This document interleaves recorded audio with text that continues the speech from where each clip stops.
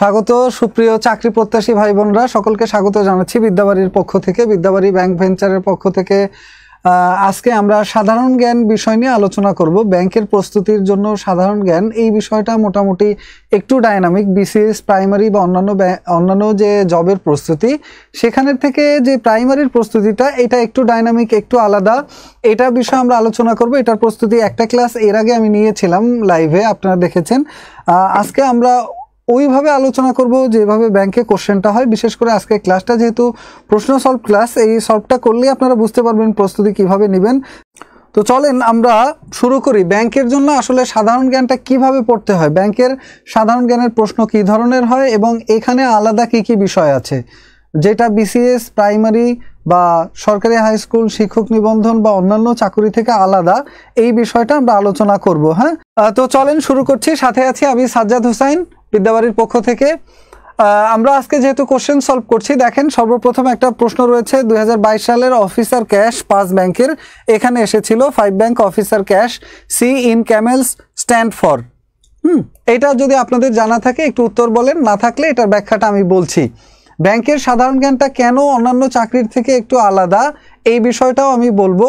এখানে আর্থিক প্রতিষ্ঠান সম্পর্কে জানতে হয় এবং আর্থিক বিষয়াদি সম্পর্কে একটু ভালো জ্ঞান রাখতে হয়। বাংলাদেশ বিষয়াবলীও পারতে হয়, আন্তর্জাতিক বিষয়াবলীও পারতে হয় এবং এখানে কম্পিউটারের উপরে আলাদা করে 10 মার্কের পরীক্ষা হয়। শুধু 10 নম্বরের প্রশ্ন থাকে শুধু কম্পিউটারের উপরে। হ্যাঁ, এই জন্য এখানে কম্পিউটার অংশেও ভালো দখল থাকতে হয় এবং এখানে 2-3টা প্রশ্ন, আবার অনেক সময় 1-2টা প্রশ্ন সাধারণ বিজ্ঞান বা দৈনন্দিন বিজ্ঞান অংশ যেটা রয়েছে এখান থেকেও আসে। তো এখন আমরা দেখি এই প্রশ্নটার উত্তর আপনাদের জানা আছে কিনা, আর না হয় আমি এটা বলে দিচ্ছি। C in CAMELS stand for. তো ক্যামেলস কাকে বলে এটা আগে আমাদের জানতে হবে। হ্যাঁ, ক্যামেলস কাকে বলে এটা হলো আগে জানার বিষয়, তারপরে আমি জানতে পারবো যে এই ক্যামেলসের মধ্যে সিটা, এটা দিয়ে আসলে সি দিয়ে কি বোঝায়। ওকে, আগে সির মিনিং জানতে হলে ক্যামেলস বিষয়টা কি এটা আমাকে জানতে হবে। এটা কিন্তু অফিসার ক্যাশের একটা প্রশ্ন 2022 সালের। দেখেন, ক্যামেলস বলতে মূলত ব্যাংকের রেটিংয়ের একটা পদ্ধতিকে বোঝায়। 1979 সালে যুক্তরাষ্ট্রে এই পদ্ধতিটা চালু হয়। 1979 সালে যুক্তরাষ্ট্রে এই ব্যাংকের যে রেটিং করার পদ্ধতি, মূলত এই ক্যামেল পদ্ধতির মাধ্যমে এখানে 6টা মানদণ্ড আছে টোটাল। এই 6টা মানদণ্ডের প্রত্যেকটার আদ্যাক্ষর নিয়ে বা প্রত্যেকটার প্রথম যে শব্দ, এই প্রথম শব্দগুলো নিয়ে এই ক্যামেলস শব্দটা গঠিত হয়েছে। প্রত্যেকটা শব্দের ক্যামেলস সি, এটা হলো ক্যাপিটাল এডিকুয়েসি। হ্যাঁ, সি ফর ক্যাপিটাল এডিকুয়েসি।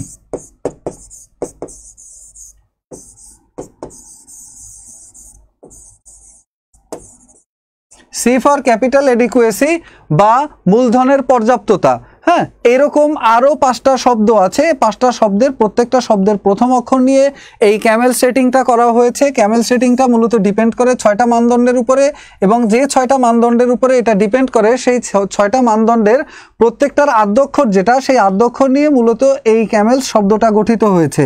এবং ক্যামেল সেটিংটা মূলত এখানে 1 থেকে 5 পর্যন্ত স্কেল আছে বা একটা মানদণ্ড আছে 1 থেকে 5 পর্যন্ত, যেখানে পয়েন্ট, এবং 1 পয়েন্টে যাদের পয়েন্ট যত কম তারা তত শক্তিশালী ব্যাংক এবং যেই ব্যাংকের পয়েন্ট যত বেশি হবে তারা তত দুর্বল ব্যাংক। হ্যাঁ, তারা তত দুর্বল ব্যাংক। যারা শক্তিশালী ব্যাংক তাদের রেটিং কম এবং যারা দুর্বল ব্যাংক তাদের রেটিং বেশি। অর্থাৎ যত বেশি রেটিং তত বেশি দুর্বল। এখন আসেন ক্যামেলসের যে 6টা মানদণ্ড, যে 6টা মানদণ্ডের উপরে ভিত্তি করে এই রেটিংটা করা হয়, যেখানে রেটিং পয়েন্ট হলো 1 থেকে 5।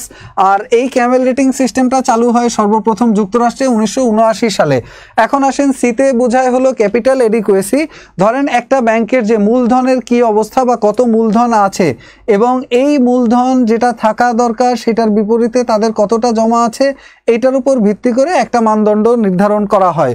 এরপরে আসেন C for capital adequacy, A for asset quality. হ্যাঁ, একটা প্রতিষ্ঠানের যে সম্পদ আছে এই সম্পদের উপর ডিপেন্ড করে এই ব্যাংক বা আর্থিক প্রতিষ্ঠান। অ্যাসেট এই অ্যাসেট কোয়ালিটির উপর ডিপেন্ড করে এই ব্যাংকটা কতটা শক্তপোক্ত ব্যাংক বা এটার ভিত্তি কতটা মজবুত। এটার যে অ্যাসেট বলতে ধরেন একটা ব্যাংকের অ্যাসেট সংশোধিত মূলধন থাকা দরকার 400 কোটি টাকা মিনিমাম, তো 400 কোটির উপরেও ধরেন আছে একটা ব্যাংকের মূলধন আছে 800 কোটি টাকা। এখন এই 800 কোটি টাকা থেকে সে 200 কোটি টাকা লোন দিয়েছে, এই 200 কোটি টাকা লোন ফেরত পাওয়ার সম্ভাবনাটা কেমন এটার উপরে ডিপেন্ড করে, বা এই ব্যাংক তার যে টাকাটা শেয়ার বাজারে দিয়েছে এইটার যে অংশটা, এই অংশগুলো ফেরত আসার সম্ভাবনা কেমন এইটার উপরে ডিপেন্ড করে এটার অ্যাসেট কোয়ালিটির রেটিংটা কেমন হবে। এ ফর অ্যাসেট কোয়ালিটি। এবং আসেন এরপরে এম এর ফুল মিনিংটা হলো ম্যানেজমেন্ট কোয়ালিটি। একটা ব্যাংকের ম্যানেজমেন্ট কেমন এটার উপরেও এই ব্যাংকের ক্যামেল রেটিং ডিপেন্ড করে। MANAGEMENT management quality. হ্যাঁ, ম্যানেজমেন্ট কোয়ালিটি। ম্যানেজমেন্ট কোয়ালিটি বলতে একটা ব্যাংকের পরিচালনা বা ব্যাংকের পরিচালনা পর্ষদ বা ব্যাংকটা যারা নির্বাহী কার্যক্রম যারা পরিচালনা করে তাদের উপরে একটা ব্যাংকের রেটিং নির্ভর করে। এরপরে আসেন ক্যামেল রেটিং এর যে বাকি 3টা শব্দ আছে, বাকি 3টা শব্দ হলো এই ব্যাংকের আর্নিং সম্পর্কে। ক্যামেলের ই ফর আর্নিং, একটা ব্যাংকের আর্নিং কেমন এটার উপর ডিপেন্ড করে এই ব্যাংকটা কতটা শক্তিশালী বা এই ব্যাংকটা টিকে থাকার সম্ভাবনা কতটুকু। হ্যাঁ, আর্নিং এর উপর ডিপেন্ড করে এই ব্যাংকের টিকে থাকার সম্ভাবনা বা এই ব্যাংকের রেটিংটা কেমন হবে। আর একটা বিষয় আছে ব্যাংকের লিকুইডিটি। লিকুইডিটি হলো ব্যাংকের হাতে নগদ অর্থের পরিমাণকে বোঝায়। একটা ব্যাংক কতটুকু অর্থ তাদের হাতে জমা রাখতে পারে এইটার উপর ডিপেন্ড করে। হ্যাঁ, এই লিকুইডিটির রেটটা ডিপেন্ড করে এটার উপরে। আর একটা গুরুত্বপূর্ণ জিনিস হলো একটা ব্যাংকের সেন্সিবিলিটি টু মার্কেট। সেন্সিবিলিটি কি? যদি বাজার দর কমে বাড়ে, সেন্সিবিলিটি বলতে যদি ধরেন সেন্সিবিলিটি টু মার্কেট এটা বলতে বোঝায় হলো বাজার দরের যে সংবেদনশীলতা, যদি বাজার দর ওঠানামা করে এইটার উপরে ব্যাংকের কতটা প্রভাব পড়বে, একটা ব্যাংকের উপরে বাজার দরের কতটা প্রভাব পড়ে সেইটার উপরে ভিত্তি করে রেটিংটা করা হয়। যদি আমরা ফ্রেশ কোথাও দেখতে যাই তাহলে ক্যামেলস এই শব্দটা এখান থেকে কিন্তু বেশ কয়েকবার প্রশ্ন এসেছে। ক্যামেলস হলো একটা ব্যাংকের রেটিং সিস্টেমকে বোঝায় এবং এটা 1979 সালে এই ক্যামেল রেটিং সিস্টেমটা প্রথমে চালু হয় ইউএসএতে। এবং এই ক্যামেল রেটিং সিস্টেমের সি বলতে বোঝায় হলো ক্যাপিটালের এডিকুয়েসি বা পর্যাপ্ততাকে, এবং এ বলতে বোঝায় একটা প্রতিষ্ঠানের অ্যাসেট কোয়ালিটি, এবং এম বলতে বোঝায় একটা প্রতিষ্ঠান বা একটা আর্থিক প্রতিষ্ঠানের ম্যানেজমেন্ট কোয়ালিটি, এবং ই বলতে বোঝায় একটা প্রতিষ্ঠানের আর্নিং, এবং এল বলতে বোঝায় লিকুইডিটি রেট, এবং এস বলতে বোঝায় একটা প্রতিষ্ঠানের সেন্সিটিভিটি টু মার্কেট। হ্যাঁ, তাহলে এই প্রশ্নটার উত্তর ছিল সি ইন ক্যামেলস। এটা হলো গিয়ে ক্যাপিটাল এডিকুয়েসি বা মূলধনের পর্যাপ্ততা। ক্যাপিটাল এডিকুয়েসি বা মূলধনের পর্যাপ্ততা। এখন আসেন এই প্রশ্নটার উত্তর জানা আছে কিনা দেখেন। এটা কম্বাইন্ড পাস ব্যাংক অফিসার ক্যাশের একটা প্রশ্ন ছিল 2022 সালের। ধরেন আপনি যদি ব্যাংকের প্রশ্নগুলো দেখেন তাহলে আপনি এটা ডাইমেনশনটা কেন ভিন্ন বা এখানে আর্থিক খাত সম্পর্কে কি কি জানতে হয় আপনি কিন্তু বুঝতে পারবেন। বাট এই ব্যাপারগুলো আরেকটু ক্লিয়ার করতে হলে আপনাকে এখান থেকে একটু আলাদা করে প্রস্তুতি নিতে হবে সাধারণ জ্ঞান অংশের জন্য, কারণ এখানের প্রশ্নটা একটু ডাইনামিক, একটু ভিন্ন ধরনের। হ্যাঁ, এর পরের প্রশ্নটা দেখেন, open market operation is use to control. Open market operation বা খোলা বাজার কার্যক্রম এটা কিসের জন্য ব্যবহার করা হয় বা কারা এটা ব্যবহার করে? এটা জানার আগে আপনাকে জানতে হবে ওপেন মার্কেট অপারেশন বা খোলা বাজার কার্যক্রম এই জিনিসটা কি, খোলা বাজার কার্যক্রম জিনিসটা কি এইটা প্রথমে জানতে হবে। ক্যামেল রেটিংটা আপনারা বুঝেছেন কিনা এটা একটু বলেন। প্রশ্নটা একটু কঠিন লাগবে যেহেতু এই ধরনের প্রস্তুতি আপনারা নেননি বা যারা ব্যাংকের প্রস্তুতি আগে না নিয়েছেন তাদের কাছে এই ক্যামেল রেটিং শব্দটা নতুন ছিল। হ্যাঁ, এরপরে ক্যামেল রেটিং এর পরে আমরা যাচ্ছি দ্বিতীয় প্রশ্ন। দ্বিতীয় প্রশ্নে দেখেন open market operation. Open market operation মূলত কিসের সাথে জড়িত? খোলা বাজার কার্যক্রম এটা বলতে কি বোঝায় মূলত এটা নিয়ে আমরা আলোচনা করব। খোলা বাজার কার্যক্রম আপনারা জানেন ব্যাংকের যে প্রশ্নগুলো, হ্যাঁ ব্যাংকের প্রশ্নগুলো কিন্তু সাধারণ জ্ঞানের অথবা গণিতের অথবা আপনার অন্যান্য যে প্রশ্ন সকল প্রশ্ন ইংরেজিতে হয় শুধুমাত্র বাংলা অংশ বাদে। এই জন্য ব্যাংকের যে সাধারণ জ্ঞানের প্রস্তুতি ওইভাবেই আমরা নিব যাতে ইংরেজিতে যদি সাধারণ জ্ঞানটা আসে যাতে আমি বুঝতে পারি। হ্যাঁ, এরপরে আসেন পরের প্রশ্নটা আমরা বিস্তারিত আলোচনা করছি। ওপেন মার্কেট অপারেশন বলতে বোঝায় খোলা বাজার কার্যক্রম। খোলা বাজার কার্যক্রম বুঝতে হলে আগে একটা জিনিস আমাদেরকে বুঝতে হবে, সেই জিনিসটা হলো একটা দেশ পরিচালনার জন্য, দেশের যে অর্থনৈতিক ব্যবস্থা এটা পরিচালনার জন্য একটা দেশে থাকে হলো মুদ্রানীতি। যেমন বাংলাদেশ ব্যাংক এই মুদ্রানীতিটা প্রণয়ন করে। এটা এমন এক ধরনের নীতি যেটার মাধ্যমে মূলত দেশে মুদ্রাস্ফীতি বা অর্থনৈতিক মন্দা বা এই ধরনের অর্থনীতি রিলেটেড যে ব্যাপার স্যাপারগুলো রয়েছে সেই ব্যাপারগুলো নিয়ন্ত্রণ করা হয়। আর এই মুদ্রানীতির অনেকগুলো হাতিয়ার রয়েছে, তার প্রধান একটা হাতিয়ার হলো খোলা বাজার কার্যক্রম, হ্যাঁ, বা ওপেন মার্কেট অপারেশন। এটা একটা প্রধানতম বিষয়। এরপরে এরকম আরো অনেক বিষয় রয়েছে যেটা মূলত একটা দেশের মুদ্রানীতির উপরে নির্ভর করে, হ্যাঁ, যেখানে মূলত মুদ্রা সরবরাহ নিয়ন্ত্রণের জন্য, মানি সাপ্লাই চেইনটা নিয়ন্ত্রণের জন্য এই খোলা বাজার কার্যক্রম করা হয়। এখানে মূলত ঋণপত্র ছাড়ে সরকার, ঋণপত্র, সঞ্চয়পত্র। ধরেন একটা দেশে মানুষের হাতে প্রচুর টাকা, এখন যদি এরকম হয় যে আমার হাতে, আমি আজকে পড়ানোর থেকেও বিষয়গুলো ক্লিয়ার করার চেষ্টা করব। ধরেন আমার হাতে আছে 10 টাকা, বাজারে আছে 10টা কলা, তাহলে প্রত্যেকটা কলার দাম পড়বে 1 টাকা। এখন যদি প্রত্যেকটা মানুষের হাতে হাতে এই 10 টাকার বদলে আমাদের হাতে টাকা চলে আসে 100 এবং বাজারে কলা থাকে 10টা, বাজারে সেই কলা 10টাই আছে কিন্তু আমাদের হাতের টাকা 100 হয়ে গেছে।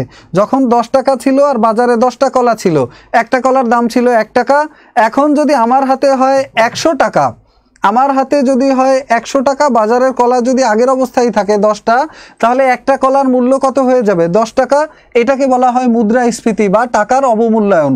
তো এই মুদ্রাস্ফীতি যাতে না হয়, যখন মানুষের হাতে অনেক বেশি টাকা থাকে তখন সরকার এই ঋণপত্র বা সঞ্চয়পত্র ছাড়ার মাধ্যমে মানুষের টাকাগুলো তুলে নিয়ে বাজারের যে মুদ্রাস্ফীতি, এই মুদ্রাস্ফীতিটাকে নিয়ন্ত্রণের চেষ্টা করে। আর এই মুদ্রাস্ফীতি নিয়ন্ত্রণের যে চেষ্টাটা করে, এটাকেই মূলত খোলা বাজার কার্যক্রম বা ওপেন মার্কেট অপারেশন বলা হয়। খোলা বাজার কার্যক্রম বা ওপেন মার্কেট অপারেশন বলা হয়। আর এই মুদ্রানীতি, বলেন তো মুদ্রানীতি একটা বছরে একটা দেশের কতগুলো মুদ্রানীতি প্রণয়ন করে? যেমন বাংলাদেশের হলো আগে বছরে 2 বার মুদ্রানীতি প্রণয়ন করা হতো। এরপরে যখন ফজলে কবির উনি গভর্নর হলেন, উনি এসে মুদ্রানীতি করলেন বছরে 1 বার। 2019 সাল থেকে 2022 সাল পর্যন্ত বছরে 1 বার মুদ্রানীতি প্রণয়ন করত বাংলাদেশ ব্যাংক। এরপরে যখন আবার আব্দুর রউফ তালুকদার, তিনি বর্তমানে হলো বাংলাদেশ ব্যাংকের গভর্নর, তিনি গভর্নর হওয়ার পরে যখন বাংলাদেশ আইএমএফ এর কাছে লোন নেয়, আইএমএফ বাংলাদেশকে প্রস্তাব দিয়েছে হলো বছরে 4 বার মুদ্রানীতি প্রণয়ন করতে। বাংলাদেশ সর্বশেষ ডিসিশন নিয়েছে হলো 6 ডিসেম্বর 2022 বাংলাদেশ ডিসিশন নিয়েছে হলো বছরে 2 বার মুদ্রানীতি প্রণয়ন করবে। যে এই সিস্টেমটা, মুদ্রানীতির ব্যাপারটা কিরকম হবে এই বিষয়ে নীতি প্রণয়ন করবে বছরে 2 বার। ওকে, তো মানি সাপ্লাই সিস্টেম নিয়ন্ত্রণের জন্য এই ওপেন মার্কেট অপারেশনটা পরিচালনা করা হয়। এরপরের প্রশ্নটা আমরা দেখি, which on is under Britain Woods institution. এটা কম্বাইন্ড 9 ব্যাংকস অফিসার জেনারেলের একটা প্রশ্ন ছিল। কম্বাইন্ড 9 ব্যাংক অফিসার জেনারেলের একটা প্রশ্ন ছিল। হ্যাঁ, অফিসার জেনারেলের এই প্রশ্নটা ছিল, which one is under Britain Woods institution. 1944 সালে যুক্তরাষ্ট্রের নিউ হ্যাম্পশায়ারে ব্রেটন উডস সম্মেলনটা হয়েছিল 1944 সালে, এবং এই ব্রেটন উডস সম্মেলনের মাধ্যমে 3টা প্রতিষ্ঠান গঠিত হয়। একটা প্রতিষ্ঠান ছিল এর মধ্যে আইএমএফ। এই যে আইএমএফ, এটা ছিল একটা প্রতিষ্ঠান। আইএমএফ সম্প্রতি যেহেতু বাংলাদেশ আইএমএফ এর কাছে লোন চেয়েছে, $4.5 বিলিয়ন লোন চেয়েছে, এই 4.5 বিলিয়ন লোন চাওয়ার কারণে আইএমএফ কিন্তু এখন আলোচনায় আছে, এবং এই প্রশ্নটা 2022 সালের একটা প্রশ্ন। এরপরে ব্রেটন উডস সম্মেলনের মাধ্যমে আরেকটা সংস্থা প্রতিষ্ঠিত হয়েছিল, আইবিআরডি, যেটার বর্তমান নাম হলো ওয়ার্ল্ড ব্যাংক, এবং আরেকটা সংস্থা প্রতিষ্ঠিত হয়েছিল যেটা বর্তমানে হলো ডব্লিউটিও বা ওয়ার্ল্ড ট্রেড অর্গানাইজেশন। এই 3টা প্রতিষ্ঠান গঠিত হয়েছিল এই ব্রেটন উডস সম্মেলনের মাধ্যমে। হ্যাঁ, তো পরীক্ষার প্রশ্নে যেটা মূলত জানতে চেয়েছে ব্রেটন উডস ইনস্টিটিউশন কি, এটা কিন্তু দেখেন আন্তর্জাতিক বিষয়াবলীর একটা প্রশ্ন, আর আগে যেগুলো পড়েছি সেগুলো আর্থিক বিষয়াবলীর একটা প্রশ্ন। তো আসেন, ব্রেটন উডস সম্মেলনটা আসলে কি, এটা তো আমরা বললাম যে এর মাধ্যমে অর্থনৈতিক ব্যবস্থার সংশোধনের জন্য একটা ব্যবস্থা গ্রহণ করা হয়েছিল এবং সেখানে তিনটা প্রতিষ্ঠান গঠিত হয়েছিল। একটা হলো আইএমএফ বা ইন্টারন্যাশনাল মনিটারি ফান্ড, এরপরে আরেকটা হয়েছিল আইবিআরডি এবং আইডিএ। এই দুইটা প্রতিষ্ঠান মিলে প্রথমে হয়েছিল ওয়ার্ল্ড ব্যাংক বা বিশ্ব ব্যাংক, এবং এর সাথে বর্তমান যে বিশ্ব ব্যাংকের 5টা অঙ্গ সংস্থা, এই দুইটা তার অন্যতম। IBRD international bank for reconstruction and development, আরেকটা হলো ইন্টারন্যাশনাল ডেভেলপমেন্ট এজেন্সি। এর ছাড়া রয়েছে আইএফসি ইন্টারন্যাশনাল ফিন্যান্স কর্পোরেশন। এছাড়া আরও যে সংস্থাগুলো রয়েছে, একটা হলো মিগা, আর একটা হলো আইসিএসআইডি ইক্সিড। মিগা হলো মাল্টিল্যাটারাল ইনভেস্টমেন্ট গ্যারান্টি এজেন্সি। ধরেন আপনি ব্যবসা করার জন্য একটা দেশে বিনিয়োগ করবেন, ইনভেস্টমেন্ট করবেন, সেই ইনভেস্টমেন্ট নিয়ে যাতে কোনো ঝামেলা না হয় এটার একটা গ্যারান্টি যদি কেউ আপনাকে দেয়, আপনার জন্য ব্যবসাটা সহজ হয়ে যায়, এই কাজটা করে থাকে এই সংস্থা মিগা, মাল্টিল্যাটারাল ইনভেস্টমেন্ট গ্যারান্টি। আপনার ইনভেস্টমেন্টের যে গ্যারান্টি, এই গ্যারান্টারটা হয় মিগা, এই সংস্থাটা। আর একটা সংস্থা আছে বিশ্ব ব্যাংকের, সেটার নাম হলো আইসিএসআইডি বা ICSID, international centre for settlement of investment disputes. হ্যাঁ, ইনভেস্টমেন্ট বা বিনিয়োগের ক্ষেত্রে যে দ্বন্দ্ব হয় বা ঝামেলা যদি হয়, সেই ঝামেলা নিরসনের ক্ষেত্রে কাজ করে এই সেন্টার বা এই প্রতিষ্ঠান ইক্সিড, আইসিএসআইডি। এই 5টা হলো ওয়ার্ল্ড ব্যাংকের অঙ্গ সংগঠন। হ্যাঁ, এই 5টা হলো ওয়ার্ল্ড ব্যাংকের অঙ্গ সংগঠন, আর এই 5টা নিয়েই মূলত বিশ্ব ব্যাংক। একটা হলো প্রতিষ্ঠিত হয়েছিল ব্রেটন উডস সম্মেলনের মাধ্যমে আইএমএফ, আর একটা হয়েছিল ওয়ার্ল্ড ব্যাংক বা বিশ্ব ব্যাংক, আর একটা হয়েছিল ডব্লিউটিও। এই 3টা প্রতিষ্ঠান ব্রেটন উডস সম্মেলনের মাধ্যমে 1944 সালের পরে সৃষ্টি হয়েছিল। এরপরে আসেন আরেকটা প্রশ্ন ছিল, during liberation war of Bangladesh Dhaka was under which sector. এটা একেবারে সহজ একটা প্রশ্ন হবে আপনাদের জন্য। আশা করছি এটার উত্তর আপনারা সবাই জানেন। দেখেন, during liberation war of Bangladesh Dhaka was under which sector, এটার উত্তরটা আপনারা সবাই পারবেন। এই উত্তরটা আপনারা বলেন। এটা একেবারে পিওর বাংলাদেশ অংশ থেকে এবং বাংলাদেশের মুক্তিযুদ্ধ অংশ থেকে। সেক্টর কত নম্বর সেক্টরের আন্ডারে ঢাকা ছিল? মুক্তিযুদ্ধের সময়ে কিন্তু প্রথমে 10ই এপ্রিল পুরো বাংলাদেশকে 4টা সেক্টরে ভাগ করা হয়েছিল। 10 এপ্রিল ভাগ করা হয়েছিল 4 সেক্টরে পুরো বাংলাদেশকে। পরবর্তীতে 11ই এপ্রিল ভাগ করা হয় 11টা সেক্টরে সমগ্র বাংলাদেশকে 1971 সালে যুদ্ধে শুরুর প্রাককালে। হ্যাঁ, 11 এপ্রিল ভাগ করা হয় 11টা সেক্টরে, এবং এই যে 11টা সেক্টরে ভাগ করা হয়, এটার আন্ডারে সাবসেক্টর ছিল মোট 64টি। 64টি ছিল সাবসেক্টর। তো কোন সেক্টরের আন্ডারে কোন কোন জেলা ছিল, বা বর্তমান কোন জেলা কোন সেক্টরের আন্ডারে ছিল, এই ধরনের প্রশ্ন কিন্তু পরীক্ষায় আসবে। এটা বিসিএসে আসে, প্রাইমারিতে আসে, নিবন্ধনে আসে, হাই স্কুলে আসতে পারে, এবং এটা ব্যাংকেও এসেছে এই ধরনের প্রশ্ন। এই জন্য বাংলাদেশের যে ইতিহাস প্রাচীনকাল থেকে মুক্তিযুদ্ধ পর্যন্ত, এটাও কিন্তু ভালো করে পড়তে হবে। দেখেন, এই যে 2 নম্বর সেক্টর, এই 2 নম্বর সেক্টরের সেক্টর কমান্ডার ছিলেন কারা? এটা যদি আপনারা বলতে পারেন 2 নম্বর সেক্টরের সেক্টর কমান্ডার ছিলেন কে, এই নামটা যদি আপনারা বলতে পারেন, তাহলে বুঝবো যে এই অংশে আপনাদের ভালো প্রস্তুতি আছে। এখানে আলাদা করে আর কোনো প্রস্তুতি নিতে হবে না। 2 নম্বর সেক্টরের সেক্টর কমান্ডার ছিলেন 2 জন। 2 নম্বর সেক্টরের সেক্টর কমান্ডার ছিলেন 2 জন। তাদের নাম যদি আপনারা বলতে পারেন, তাহলে বুঝবো যে এই অংশের প্রস্তুতি ভালো। 2 নম্বর সেক্টরের সেক্টর কমান্ডার কে কে ছিলেন একটু বলেন।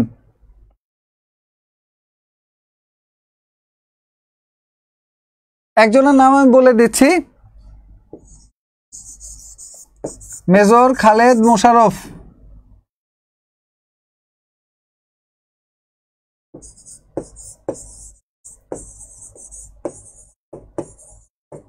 আরেকজন হলো এটিএম হায়দার।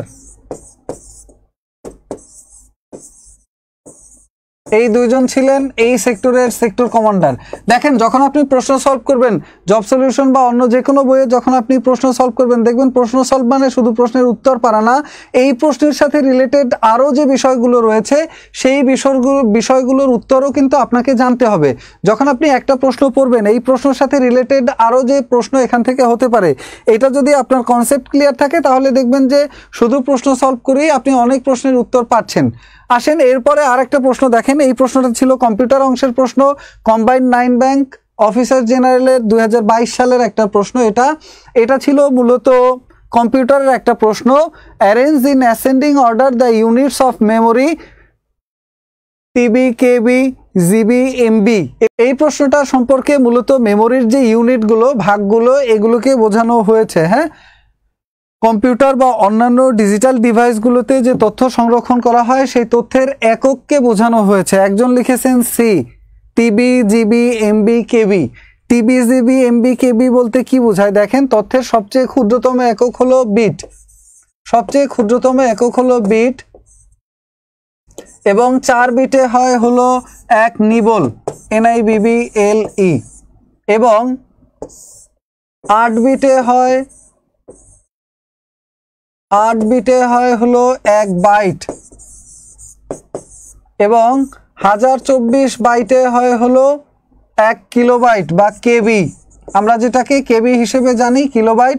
1024 বাইটে হয় হলো 1 কিলোবাইট। এইভাবে বাড়তে থাকে, যে 1024 কিলোবাইটে হয় হলো 1 মেগাবাইট, আবার 1024 মেগাবাইটে হয় হলো 1 গিগাবাইট, আবার 1024 গিগাবাইটে হয় 1 টেরাবাইট। গিগাবাইটের পরে আসে টেরাবাইট।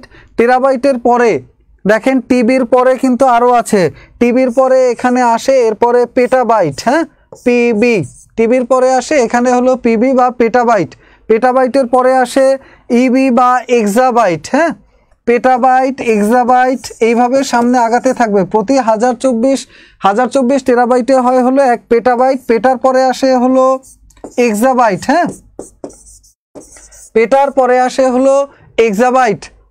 এইভাবে জিনিসগুলো পড়ে নেবেন, একবারে ক্লিয়ার করে নেবেন। পেটাবাইটের পরে আসে হলো এক্সাবাইট, আর এক্সাবাইটের পরে আসে জেটাবাইট, এক্সাবাইটের পরে আসে হলো জেটাবাইট। হ্যাঁ, এক্সাবাইটের পরে আসে হলো জেটাবাইট। ওকে, এইভাবে সর্বোচ্চ পর্যন্ত আপনি পড়ে রাখবেন। এই প্রশ্নটা যে ওয়েবসাইট থেকে করা হয়েছে সেখানে এই পর্যন্ত আছে, একেবারে জেটাবাইট পর্যন্ত আছে এই প্রশ্নটা। হ্যাঁ, ওইখান থেকেই মূলত নেওয়া হয়েছে। তো চলেন আমরা পরবর্তী প্রশ্নটা দেখি, এই প্রশ্নটার উত্তর আমরা পারি কিনা। হ্যাঁ,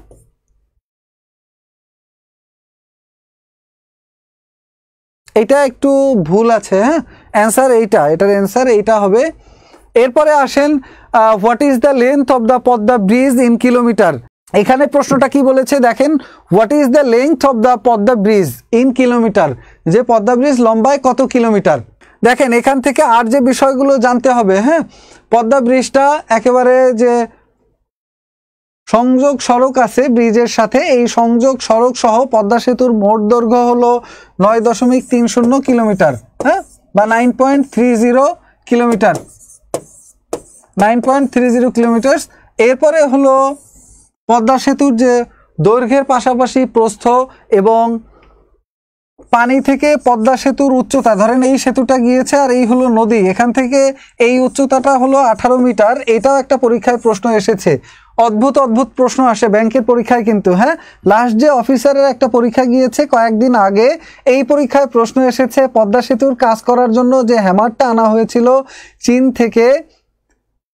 চীন থেকে তিয়ান নামে যে হ্যামার আনা হয়েছে, এই হ্যামারের ওজন কত ছিল, এটা পরীক্ষায় প্রশ্ন এসেছিল। তো এই জন্য আপনি যখন প্রস্তুতি নেবেন, এই হ্যামারের ওজন কত ছিল এইটাও পরীক্ষায় প্রশ্ন এসেছে। হ্যাঁ, তো যখন আপনি প্রস্তুতি নেবেন 3200 কেজি ওজন ছিল। হ্যামার বলতে যেটা দিয়ে আর কি পিলারগুলো বসানো হয়েছে নদীগর্ভে, সেই হ্যামারটার ওজন জানতে চাওয়া হয়েছে। GD explain. আচ্ছা, সেই হ্যামারটার ওজনটা জানতে চাওয়া হয়েছে। হ্যাঁ, 150 টন। আচ্ছা, এই যে জিনিসগুলো, এই জন্য আসলে ব্যাংকের যখন প্রস্তুতি নেবেন এখানকার ডাইমেনশনটা কিন্তু আলাদা। একটা পরীক্ষায় এসেছিল পদ্মা সেতু রিক্টার স্কেলে কত মাত্রার ভূমিকম্প সহনীয়, এটা পরীক্ষায় প্রশ্ন এসেছিল। রিক্টার স্কেলে ভূমিকম্পের মাত্রা যদি 9 পর্যন্ত হয়, এইটা পদ্মা সেতু সহ্য করতে পারবে। সর্বোচ্চ 9 মাত্রার ভূমিকম্প রিক্টার স্কেলে, এটা পদ্মা সেতু সহনীয় করে বানানো হয়েছে। তো এই জন্য যখন আপনি প্রস্তুতিটা নেবেন, হ্যাঁ, 3200 টন ওজন ছিল কিন্তু। তো যখন আপনি ব্যাংকের প্রস্তুতি নেবেন, ব্যাংকের কিন্তু ডাইমেনশন আলাদা, বিভিন্ন ধরনের প্রশ্ন এখান থেকে আসে। ধরেন পদ্মা সেতুর সর্বশেষ যে উদ্বোধন করা হলো 25 জুন পদ্মা সেতু উদ্বোধন করেন মাননীয় প্রধানমন্ত্রী, এবং এটা 26 জুন সকলের জন্য উন্মুক্ত করা হয়। পদ্মা সেতু সম্পর্কে আরও যে প্রশ্নগুলো আছে, যেমন পদ্মা সেতুর প্রথম যে স্প্যান এইগুলো বসানো হয় কত নম্বর পিলারের উপরে, বা পদ্মা সেতুর প্রথম স্প্যান বসানো হয় কত তারিখে, পদ্মা সেতুর সর্বশেষ স্প্যান বসানো হয় কত তারিখে, পদ্মা সেতুর যে কার্যক্রম সেটা শুরু করা হয় কত তারিখ থেকে, এই ধরনের বিভিন্ন ধরনের প্রশ্ন আছে এই যে মেগা প্রজেক্টগুলো থেকে। তো যখন এটার আপনি প্রস্তুতি নেবেন তখন ওইভাবেই প্রস্তুতি নেবেন যে এখান থেকে যে কোনো ধরনের যে কোনো ডাইমেনশনের প্রশ্ন আসলে যাতে আপনার মিস না হয়। হ্যাঁ, এরপরে দেখেন আরেকটা প্রশ্ন আমরা দেখি এর পরবর্তীতে। আমি কিন্তু শুধুমাত্র 2022 সালের যে ডাইমেনশনে পরীক্ষাটা হয়েছে এখান থেকেই প্রশ্নগুলো নিয়েছি। হ্যাঁ, 2022 সালে যে ডাইমেনশনে পরীক্ষা হয়েছে এখান থেকেই প্রশ্নগুলো নিয়েছি। আচ্ছা, ব্যাংক জবের জন্য আমাদের এখানে কম্বাইন্ড ব্যাংক জব একটা প্রিলি এবং রিটেন দুইটা মিলিয়ে একটা ব্যাচ চলছে। আপাতত প্রিলির জন্য একটা ব্যাচ চলছে, ব্যাংক জব পায়োনিয়ার ব্যাচ। এই ব্যাচে live class, record class, lecture sheet এবং হ্যান্ড নোট আপনারা পেয়ে যাবেন। এবং 8,000 টাকার কোর্সে 4,000 টাকা ছাড়ে 3,999 টাকায় ভর্তি চলছে। এছাড়াও ব্যাংক সম্পর্কিত যে কোনো পরামর্শের জন্য এই নাম্বারগুলোতে যোগাযোগ করতে পারেন 01896060810811 811 812 813 814 এবং 018960608116। এই নাম্বারটা হলো হোয়াটসঅ্যাপ নাম্বার। এই নাম্বারে যোগাযোগ করলে আপনাকে ব্যাংক বা অন্যান্য সরকারি চাকরির প্রস্তুতি নিয়ে তারা যে কোনো পরামর্শ দিবে। তো চলেন আমরা পরবর্তী প্রশ্নে চলে যাই। পরবর্তী প্রশ্ন হলো the highest revenue earning source of Bangladesh government is. দেখি এই প্রশ্নটা আপনারা পারেন কিনা। হ্যাঁ, 2022-23 অর্থ বছরের 2022-23 অর্থ বছরের যে বাজেট আছে বাংলাদেশ গভর্নমেন্টের, এই বাজেট অনুযায়ী বা এর আগের বছরের বাজেট অনুযায়ী প্রত্যেকটা বাজেটেই এখান থেকে 4টা অপশনের মধ্যে একটা অপশন আছে যে গভর্নমেন্টকে সবচেয়ে বেশি আয় দেয়। হ্যাঁ, সবচেয়ে বেশি রেভিনিউ বা রাজস্ব আয় হয় কোন খাত থেকে বলেন তো? এখানে 4টা অপশন আছে, income tax, value added tax, holding tax, import tax.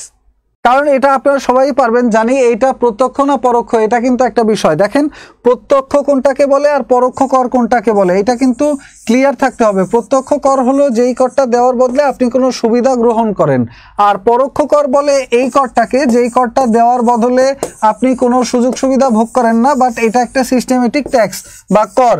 হ্যাঁ, এরকম একটা কর হলো পরোক্ষ কর হলো এই ভ্যাট বা ভ্যালু অ্যাডেড ট্যাক্স, যেটার অন্য নাম হলো মূসক বা মূল্য সংযোজন কর। ধরেন আপনি 100 টাকার একটা পণ্য যখন কিনবেন, এই পণ্যটার জন্য একটা নির্ধারিত পরিমাণ অ্যামাউন্ট আপনার কাছ থেকে চার্জ করা হবে। ধরেন বাংলাদেশে বর্তমানে ভ্যাটের পার্সেন্টেজ হলো 15%। 100 টাকার প্রোডাক্ট আপনি যখন কিনবেন এখান থেকে আপনার কাছ থেকে 15% ভ্যাট নেওয়া হবে। এটা হলো পরোক্ষ কর।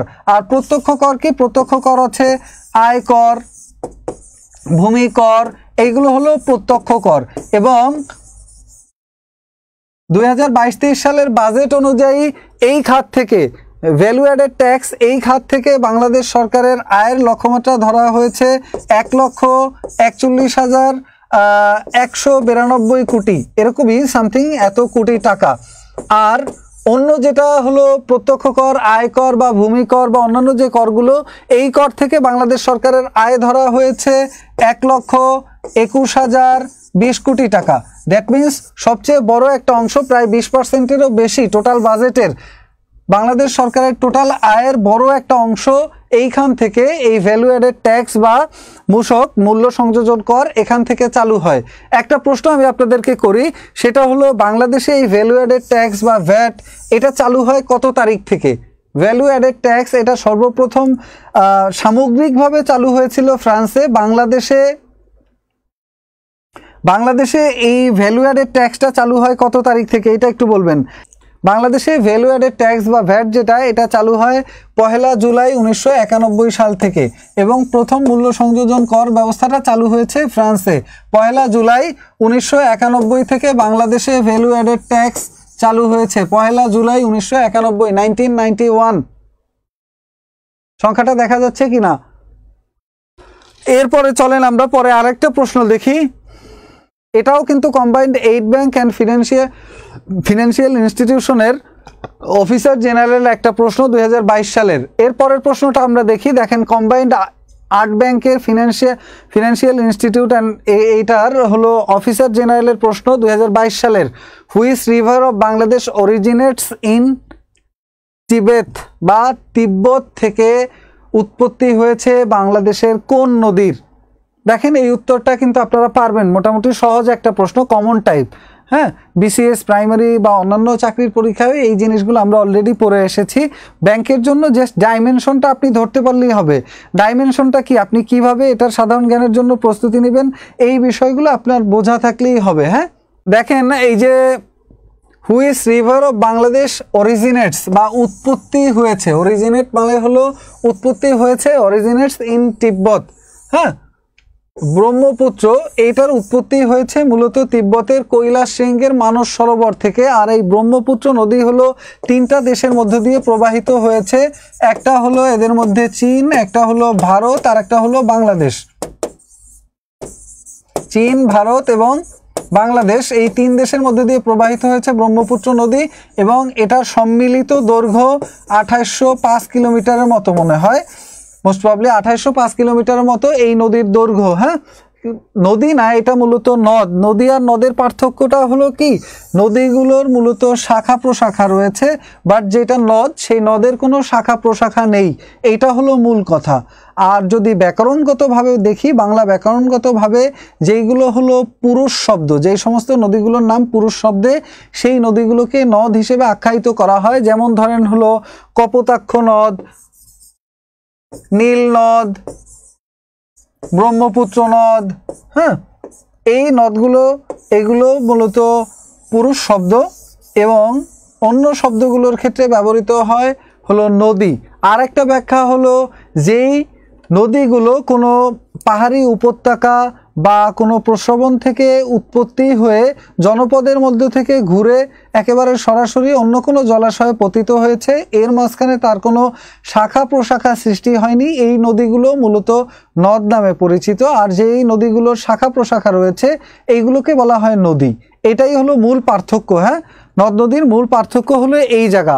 এবং এই আরেকটা প্রশ্ন এরকম ব্যাংকে এসেছিল যে ব্রহ্মপুত্রের চীন দেশের নাম কি, ব্রহ্মপুত্রের চীন দেশের নাম কি?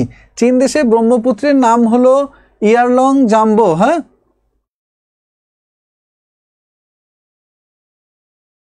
ইয়ারলং জাংবো, এটা হলো ওখানকার নাম ব্রহ্মপুত্রের।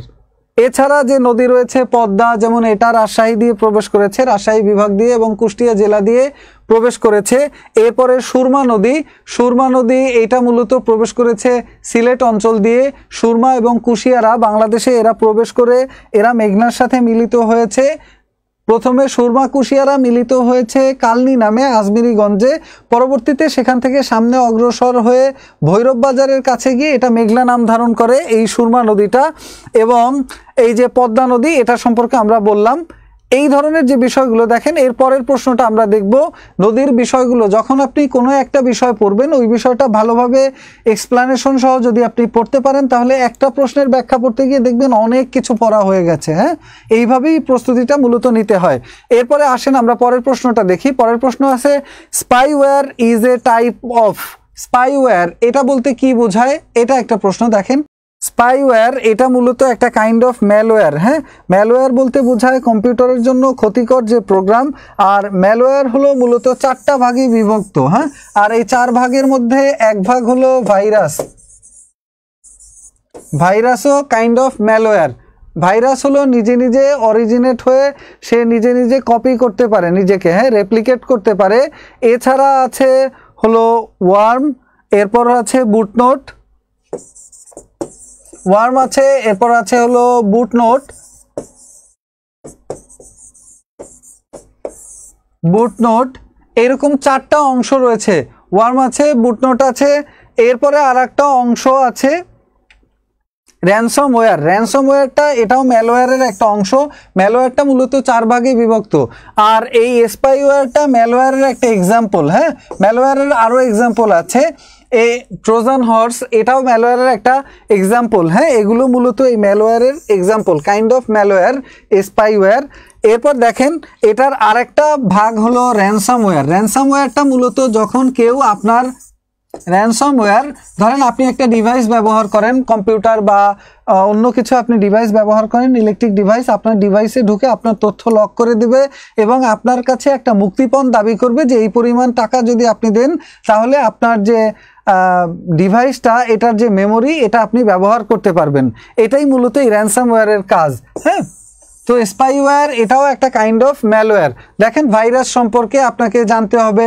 মূল কথা হলো আপনাকে কম্পিউটার সম্পর্কে জানতে হবে, আপনাকে বিজ্ঞান অংশ সম্পর্কে জানতে হবে, বাংলাদেশ অংশ সম্পর্কে জানতে হবে, আন্তর্জাতিক অংশ সম্পর্কে জানতে হবে, এবং এক্সেপশনাল আরেকটা বিষয় যেটা বাড়তি, সেটা হলো আপনাকে বাংলাদেশের অর্থনীতি সম্পর্কে খুব ভালো একটা নিখুঁত ধারণা রাখতে হবে। হ্যাঁ, অর্থনৈতিক প্রতিষ্ঠান, অর্থনীতি রিলেটেড যে শব্দগুলো, এগুলো সম্পর্কে একটা ভালো ধারণা রাখতে হবে। এটাই আমাদের সর্বশেষ কোশ্চেন আজকের। এই প্রশ্নটার উত্তরটা দেখি আপনাদের জানা আছে কিনা। হ্যাঁ, এই প্রশ্নটার উত্তরটা আপনারা জানেন কিনা এটা দেখি। যে which blood group is called universal donor, বা সার্বজনীন দাতা হিসেবে বিবেচনা করা হয় কোন রক্তের গ্রুপকে? আমরা জানি যে মানুষের রক্তের 4টা গ্রুপ হয়, যেটা আবিষ্কার করেন হলো কার্ল ল্যান্ডস্টেইনার।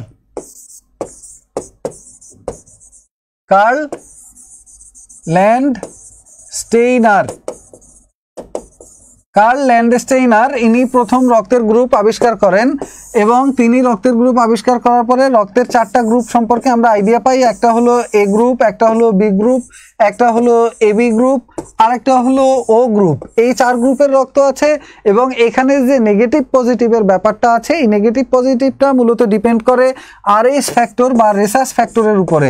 আর রেসাস ফ্যাক্টর বলতে রেসাস বানর নামে এক ধরনের বানরের ঝিল্লিতে অ্যান্টিজেন পাওয়া যায়, এবং এইটার উপরে ডিপেন্ড করে, এই রেসাস ফ্যাক্টরের উপর ডিপেন্ড করে, যেখানে রেসাস ফ্যাক্টর থাকে বা থাকে না, এটার উপর ডিপেন্ড করে রক্তের গ্রুপ নেগেটিভ এবং পজিটিভ এইগুলো নির্ধারণ করা হয়েছে।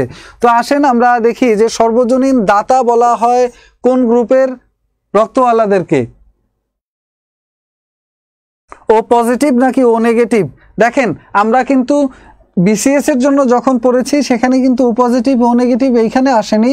সেখানে বলা হয়েছে, সঠিক উত্তর অনেকেই করেছেন, এবি পজিটিভ লিখেছেন এমবি আলফি সানি। না, এবি পজিটিভ হবে না ভাইয়া, এবি পজিটিভ হলো সর্বজনীন দাতা না, এবি পজিটিভ হলো সর্বজনীন গ্রহিতা। হ্যাঁ, যে সে যে কারো রক্ত গ্রহণ করতে পারে, সে যে কারো রক্ত গ্রহণ করতে পারে। বাট ও নেগেটিভ হলো সবাইকে রক্ত দিতে পারে, এই জন্য ও নেগেটিভ ওয়ালাদেরকে বলা হয় সর্বজনীন দাতা, সবাইকে রক্ত দান করতে পারে, ইউনিভার্সাল ডোনার বলা হয়। ওকে, এইভাবে যখন আপনি প্রস্তুতি নেবেন তখন দেখবেন যে একেবারে ব্যাংকের প্রশ্ন হুবহু কমন পাওয়া শুরু করে দিবেন। হ্যাঁ, অনেকেই বি লিখেছেন, যাদের উত্তরগুলো হয়নি, এটা হবে ও নেগেটিভ, ডি। এই জন্য দেখেন, ব্যাংকের প্রস্তুতির জন্য আপনাকে অনেক ডাইনামিক হতে হবে, এবং ডাইমেনশনটা বুঝে সেই অনুযায়ী প্রস্তুতি নিতে হবে। যদি বুঝে প্রস্তুতি নিতে পারেন তাহলে ব্যাংকে চাকরি পাওয়াটা অনেক সহজ, কারণ ব্যাংকে পোস্ট সংখ্যা অনেক বেশি।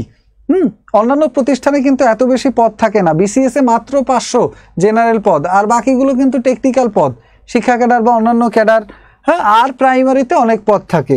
এছাড়া সবচেয়ে বড় নবম দশম গ্রেডের সবচেয়ে বড় সার্কুলার হয় ব্যাংকে। তো আমাদের ব্যাংক জবের জন্য যে কম্বাইন্ড একটা ব্যাংক জব প্রিলি পায়োনিয়ার ব্যাচ, এই ব্যাচের হলো ভর্তি চলছে এখন 50% ছাড়ে। 8,000 টাকার কোর্স এখন ভর্তি চলছে 4,000 টাকায়। হ্যাঁ, আর এটা সম্পর্কে অথবা চাকরি সম্পর্কে যে কোনো তথ্য যদি আপনি জানতে চান, আপনার কোনো কোয়ারি থাকলে সেটার জন্য আপনি এই নাম্বারগুলোতে যোগাযোগ করতে পারেন। 01896060810811 812 813 814 018960608116 এই নাম্বারগুলোতে যোগাযোগ করলে আপনি চাকরি রিলেটেড যে কোনো প্রশ্নের উত্তর পেয়ে যাবেন। হ্যাঁ, তবে পরবর্তীতে অন্য কোনো ক্লাসে আবারও আপনাদের সামনে হাজির হব ইনশাল্লাহ নতুন কোনো সাধারণ জ্ঞান নিয়ে। সেই পর্যন্ত সবাই ভালো থাকবেন, সুস্থ থাকবেন। আল্লাহ হাফেজ।